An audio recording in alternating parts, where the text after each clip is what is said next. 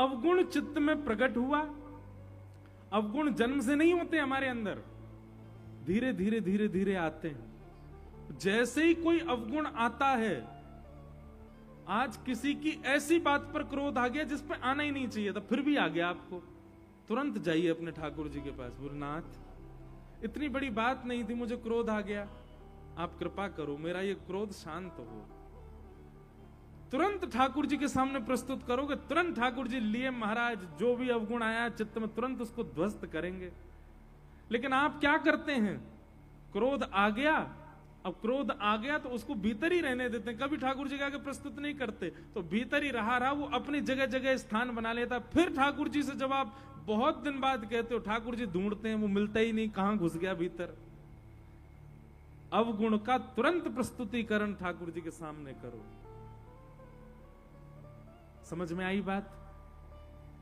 नहीं तो अवगुण घर बना लेंगे आपके चित्त में, और फिर कथाएं सुन सुन के महाराज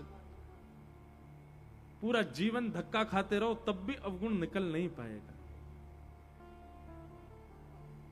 इसलिए आज से अभी से नियम बनाओ, जो अवगुण आता है ठाकुर जी के पास जाने का भी समय नहीं है, नेत्र बंद करके राधारमण लाल जी का स्मरण करो। किसी पे क्रोध आए तुरंत आप राधारमण जी का स्मरण करने लग जाओ। आहा, चांद सा सलोना मुख लटे घूंघरारी हैं, भोए हैं कटीली आंखें तिरछी कटारे, होया के मधुर रसीले वचन, हो मेरा या पे अटक गया मन। कहां गया क्रोध? भाज गया, खत्म। काम उत्पन्न होता है चित्त में, काम उत्पन्न होते तुरंत नेत्र बंद करो, राधा वल्लभ लाल जी का स्मरण करो। जय जय राधा वल्लभ प्यारो हरि वंश, जय जय श्री वृंदावन श्री वन चंद्र। काम नष्ट हो जाएगा उसी समय। आप अवगुण के आते ही ठाकुर जी को भूल करके उस अवगुण की इच्छा को पूरी करवाते हैं, इसलिए अवगुण रुक जाता है आपके चित्त में। ये भजन कीर्तन तब नहीं गाना है जब कथा हो, तब नहीं गाना है जब सब समाज मिले, तब गाना है जब जीवन में अवगुण आते हैं। किसी को देख के ईर्ष्या आती है, कीर्तन करो। किसी को देख के काम उत्पन्न होता है, कीर्तन करो। किसी पर क्रोध आ रहा है, कीर्तन करो। इन स्थितियों में कीर्तन करो, आपका क्रोध, काम, ईर्ष्या, द्वेष, अभिनिवेश, अहंता, ममता, चिंता सब नष्ट हो जाएगी। बच्चे कहां नहीं मानते, चिंता हो रही है, कीर्तन करने लग जाओ, चिंता खत्म। ये सूत्र हैं और ये सुनने से काम नहीं चलेंगे, ये प्रैक्टिकल करने पड़ेंगे। तो अपने अवगुण को ठाकुर जी के सन्मुख प्रस्तुत करो। भगवान ने पूतना को नहीं देखा।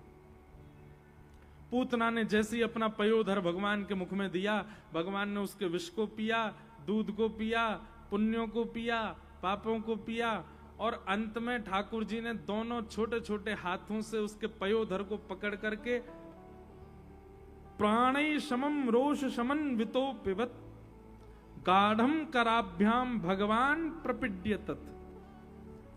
भगवान ने जैसे ही उसके प्राणों को खींचना शुरू किया,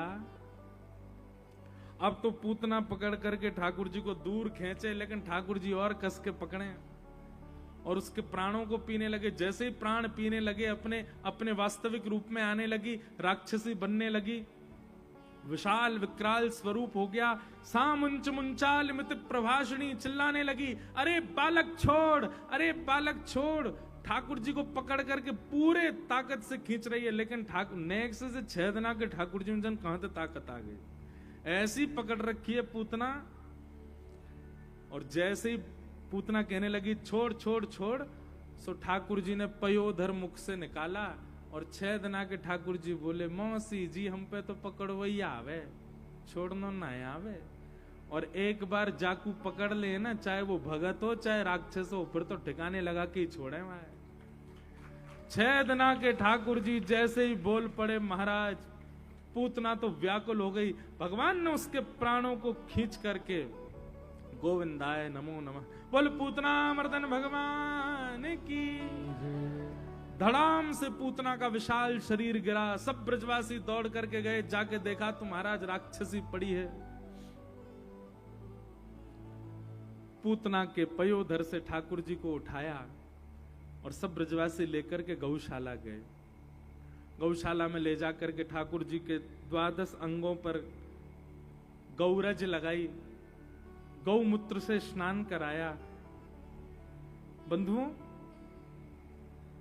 भागवत जी में वर्णन आता है भगवान ने पूतना को वो सदगति प्रदान की जो माता यशोदा को मिलनी चाहिए। अहो वकीयम स्तन कालकूटं जिघांक्षया पाययदप्य साध्वी लेभे गतिम धातृचितां ततोन्यम कंबा दयालुम शरणं व्रजेम। भगवान ने पूतना को वो गति प्रदान की जो माता यशोदा को मिलनी चाहिए। क्यों? देवताओं ने पूछा पूतना में ऐसा क्या दिख गया आपको जो आपने उसको यशोदा मैया की गति दे दी? भगवान बोले कोई शस्त्र से मारता है, कोई अस्त्र से मारता है, हमको पूतना का मारने का स्टाइल बहुत बढ़िया लगा। बताओ, ये मां के भांति पयोधर पिलाने से हमको मारने।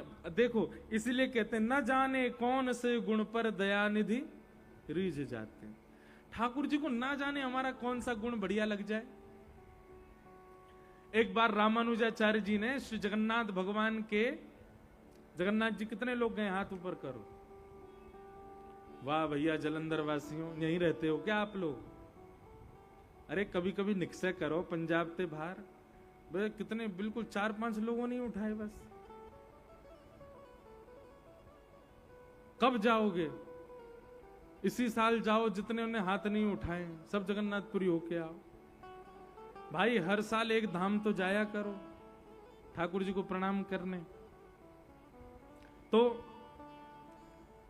अब आप गए नहीं हो तो कैसे बताऊं। जगन्नाथ जी के पंडा पुजारी जो हैं वो बड़े अद्भुत ही हैं, अलग ही हैं, बिल्कुल पूरी दुनिया से अलग हैं हमारे जगन्नाथ जी के पंडा पुजारी। तो एक बार रामानुजाचार्य जी ने क्या किया, सारे पंडा पुजारियों को मंदिर से बाहर कर दिया। बोले आप लोग जो है अपनी मनमानी करते हो जगन्नाथ भगवान के साथ, हम वैदिक ब्राह्मणों के साथ जगन्नाथ जी की सेवा करेंगे। वैदिक ब्राह्मणों के साथ सेवा करने लगे तो श्री जगन्नाथ भगवान स्वप्न में आकर के रामानुजाचार्य जी से बोले सुनो, मुझे उन्हीं लोगों की सेवा बढ़िया लगती है। रामानुजाचार्य जी बोले आपने वेद निर्माण करवाए, आपने नियम निर्माण करवाए, ये सब ग्रंथों में शास्त्रों में इतने नियम लिखवाए आपने, उन नियमों से हम आपकी सेवा करें, वो आपको भा नहीं रही है? तो श्री जगन्नाथ भगवान कहते नहीं, ये सारे उड़िया भक्त मेरे सामने मटक मटक करके हरि बोल बोलते मुझे बहुत अच्छा लगता है, मुझे बहुत सुख लगता है। ये जब अपनी दोनों भुजा उठा करके और हरि बोल करके नाचते हैं तो मेरे को बहुत सुख मिलता है, मेरे को उन्हीं से सेवा करवानी है।